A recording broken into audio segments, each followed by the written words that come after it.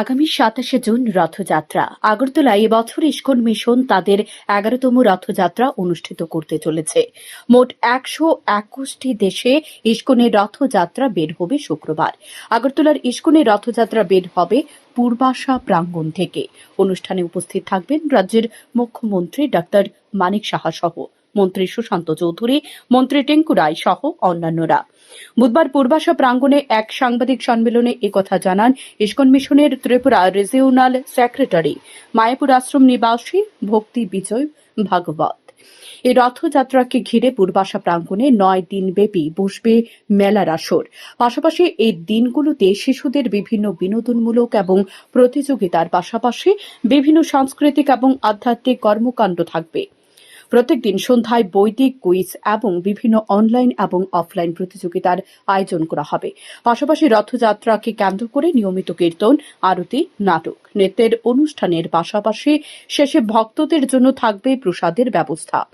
উল্টো রথের দিন উপস্থিত থাকবেন রাজ্যের রাজ্যপাল ইন্দ্র সেনা রেড্ডি নাল্লু, সাংসদ বিপ্লব কুমার দেব সহ অন্যান্যরা। আমরা কাল দিন বাদে পরশু দিন জগন্নাথ, বলদেব, সুভদ্রা মহারানী তিনখানা সুসজ্জিত রথে আমরা মাঠে নামছি। আগরতলার বিভিন্ন রোডে, সমস্ত রোডে আমরা ঘুরতে ঘুরতে জগন্নাথকে কীর্তন করতে করতে আমরা নিয়ে আসবো এই পূর্বাশা প্রাঙ্গণে। এখানে আমাদের থাকছে 7 দিনের বিভিন্ন অনুষ্ঠান। প্রথম হচ্ছে সকালে মঙ্গল আরতি, ভোগরাগ এবং বিশ্ব শান্তি মহাযজ্ঞ, এবং থাকছে প্রতিদিন বিকালে ছাত্রছাত্রীদের বিভিন্ন প্রতিযোগিতা এবং পুরস্কার বিতরণী, এবং বহু আমাদের ইনভাইটেড ভিআইপি গেস্ট এখানে আসছেন এই অনুষ্ঠানকে সাফল্যমণ্ডিত করার জন্য।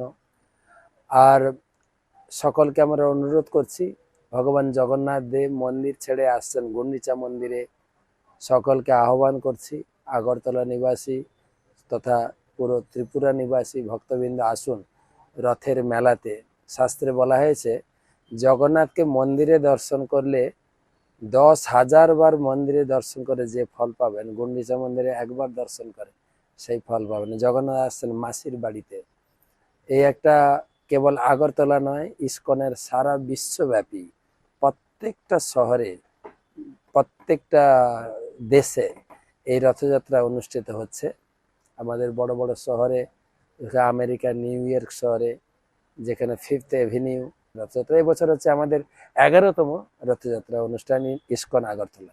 আয়োজিত সাংবাদিক সম্মেলনে এছাড়া উপস্থিত ছিলেন ইস্কন সভাপতি শ্রীধাম গোবিন্দ দাস সহ অন্যান্যরা।